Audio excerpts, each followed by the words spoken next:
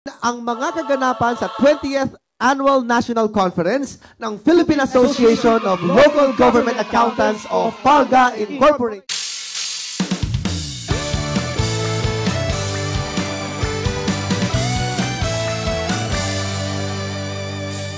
Persida sa puso't isipan ang pangarap sa buhay. Maging abogado ng bayan, hustisya'y kanyang ilalaan. Sa kamay ni Persida, kabutihan ang ilalaan.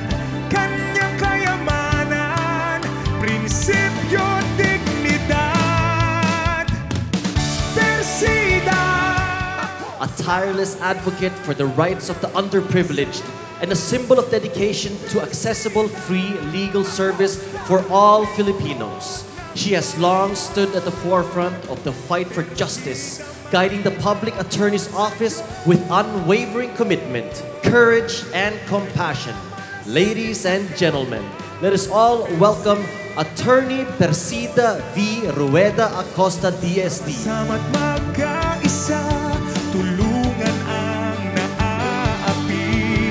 Katotohanan at katarungan, Persida, tunay na kasanggap. Sa kamay ni Persida, kabutihan ang mananaig.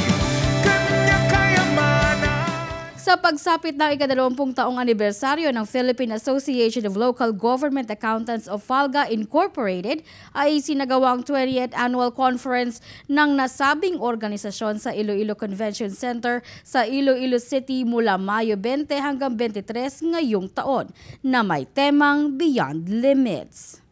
Today marks not only 2 decades of commitment service, integrity and professionalism in public financial management, but also 2 decades of forging partnerships, strengthening local governance, and upholding transparency and accountability in our local government units.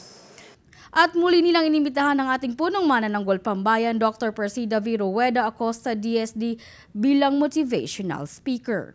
Si Persida Acosta pa rin nasa inyong harapan. Ano ang sikreto? Katapatan, kababaang loob, integridad, at matuto tayong gumalang sa pinuno. Hindi po nakukuha sa galit, sa inis, ang mga problema.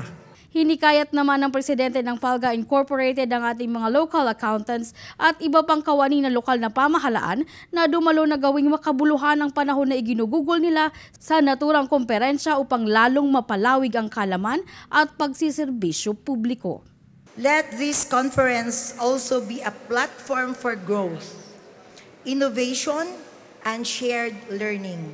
Let this event inspire us to deepen our commitment to public service and to strengthen our shared mission for good governance. Hindi man madali ang ginagampan ng tungkulin, subalit ayon sa ating mahal na hepe, laban lang.